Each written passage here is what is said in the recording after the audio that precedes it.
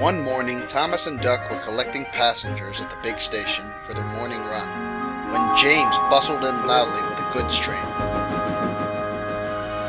"I say, you two," he huffed wearily, "sometimes I'm jealous of you tank engines and your branch lines." Thomas was puzzled. Jealous? Of us? James had been stuck on Edward's branch line once, and he'd done nothing but complain about it when he'd returned to the sheds. "We big engines have to put up with the constant hustle and bustle of the main line. Passenger and goods trains running across the island all day. You never know what might happen. I wouldn't mind having a boring little branch line myself." "Boring?" snapped Duck. James went on teasing. "It'd be a nice change to have a boring little glorified siding that I could run up and down all day, where nothing exciting would ever happen." And he ran off, laughing. Before either engine could reply, the guard's whistle blew, and they had to be off.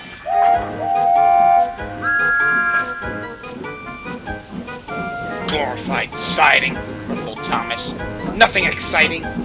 My branch is plenty exciting. James doesn't know what he's talking about." Later that day, Thomas stood at Farnborough, the top station on his branch line. He'd run around Annie and Clarabelle after the morning journey, and was enjoying a short rest before he'd start his next run back down the valley. His driver and fireman stood next to the cab, talking to the guard, who'd brought some startling news. "Did you know that Tom Tipper was burgled last night?" he was asking. Thomas's driver shook his head. "You don't say," he exclaimed. "I didn't know he'd had anything worth stealing." "He's won cups for gardening," remarked the fireman. "All taken, and then the scoundrels had the nerve to pinch his mail van to carry them away in." "Not that new one he's so proud of?" asked the driver. The guard nodded grimly, and at that moment the signal dropped to show that the line was clear. The driver and fireman climbed into Thomas's cab, the guard blew his whistle, waved his green flag, and got into Clarabelle, and at last Thomas started off.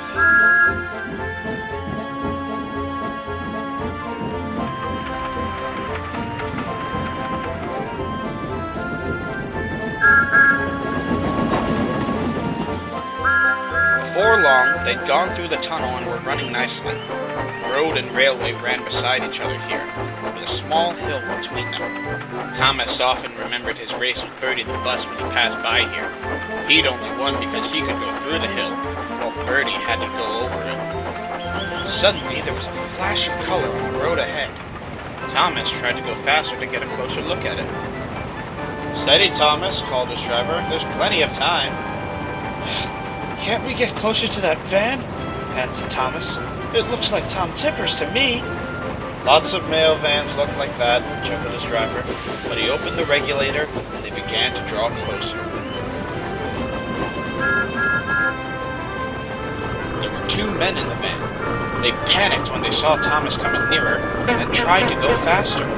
"That's Tom's van, all right, Thomas," called the fireman, "and those two must be the thieves. But we can't stop them, and they'll be long gone before the next station." The driver came up with a plan. "We'll need paper, pencil, and something to put a note in," he said. "We'll throw a message out in the next signal box." They quickly wrote out the note and put it into the fireman's lunchbox. Then they drew ahead of the car, and Thomas whistled to get the signalman's attention. They slowed down just enough for the fireman to throw the box safely, and as they went past, Thomas and his crew all called out, "Police!" Before long, they had lost sight of the stolen car, and Thomas didn't see it again. But the signalman quickly called to police headquarters, and the thieves were stopped at a roadblock a few miles further on. Later that day, Thomas brought his last train home to the big station. When he arrived, he was most surprised to see the station was packed with engines and people. Sir Topham Hatt stood nearby, and then he told all the passengers the story of what had happened. Tom Tipper had come as well, and he thanked Thomas, his driver, and his firemen for their prompt action. The passengers cheered loudly, and they cheered even more when they heard that Tom's gardening cups had all been found, undamaged, in a sack in the back of the van. A A long time ago, said the Fat Controller, holding up his hand for silence, Thomas proved how valuable he was to the smooth running of my railway, with some quick thinking to help a terrible accident. And I'm sure you will all agree that today he has once again proven himself to be a really useful engine. Oh, sir, sighed Thomas happily.